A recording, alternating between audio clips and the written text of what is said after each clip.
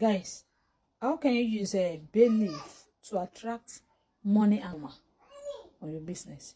Báwo la ṣe lè ṣe pé a máa lo bay leaf yìí láti lè fi rí owó, then àtúnrí customer, even àwọn old customer tí wọ́n ti lọ, tí wọ́n máa patronize ẹ̀ mọ́, tí àwọn ọ̀rẹ́ ẹ̀ àbí àwọn tẹ́jọ́ ń ṣe business kan náà wọ́n ṣe kí ni wọ́n ti gbà ẹ́ lọ́wọ́ wọn, wọ́n ti gba àwọn customer yẹn lọ́wọ́ ẹ̀. So báwo ló ṣe lè get wọn padà láti lórí pé èèyàn ń lo bay leaf? So guys, everyone share video, let other people benefit from this video, please, and please, I'm begging you. So if I'm get bay leaf, by this is bay leaf fún àwa tí a ò bá mọ̀. This is bay leaf. Èmi tí ẹ máa ń jẹ dáadáa ni. I always eat it. So this is bay leaf. Fún àwọn tí a bá mọ̀ tọ́wọ́ àwọn tó ń ta oúnjẹ, àwọn tó ń ta èlò jollof rice, ẹ lọ bẹ̀rẹ̀ lọ́dọ̀ wọn. Ẹ máa rí, this is bay leaf.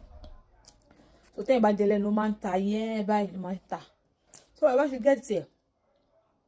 Ẹ wá sun níná, burn it into ashes. Àwọn tó bá wà ní Facebook tán bá rí fídíò yìí ò parí, pé short ni ẹ̀yin rí wò.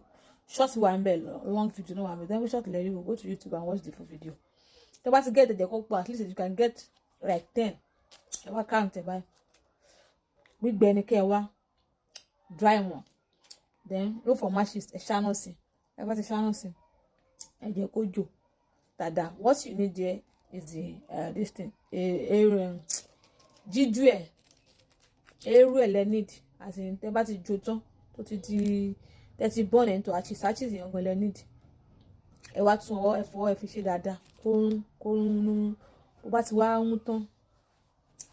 Look for any soap of your choice. Ọṣẹ yìí kí ọṣẹ tó bá wù yìí òun ni kẹ́ wá. Èyí kí ọṣẹ tó bá wù, any soap of your choice òun ni kẹ́ wá. Then you mix it together. Ẹ fi mix ẹ̀ papọ̀. You can divide it into two self. Tẹ́ bá ti pín sí méjì, ẹ fi kan mix oyin, ẹ fi kan mix ọṣẹ. The one you used to mix by soap yẹn, ẹ máa fi yẹn wẹ̀ láàárọ̀ before you go out to your business place. Ìkejì, tẹ́ foyin ṣe, ẹ máa láyìn náà láàárọ̀. So this thing is working. Ó ń ṣiṣẹ́ gidi gan. Ẹ̀hún ni mò ń jẹ. Jíjẹ yìí iṣẹ́ kí ló ń ṣe? Ó máa regulate PP. Diabetes gan, ó ṣiṣẹ́ fún.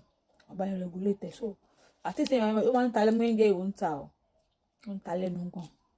So ẹ fẹ́ jẹ nìyẹn, ẹyọ kan. Àpò méjì ti dá. So ẹni tó bá ní PP, tẹ́ bá fi jẹ fún a week, make sure you go to the hospital. Kẹ́ lọ ṣe check up, kẹ́ wo bí tí. Kẹ́ wo tọ́ ṣúgà yẹn, wo level tó wà. So it works like magic. Ẹ jẹ́ bá ń share video yìí fẹ́ lómi láti jẹ àǹfààní. Èmi ọmọ yín náà ni àyànfẹ́ Ọlọ́run. Ẹ bá ń share ìjọ. Lest I forget, please guys, add salt to it though.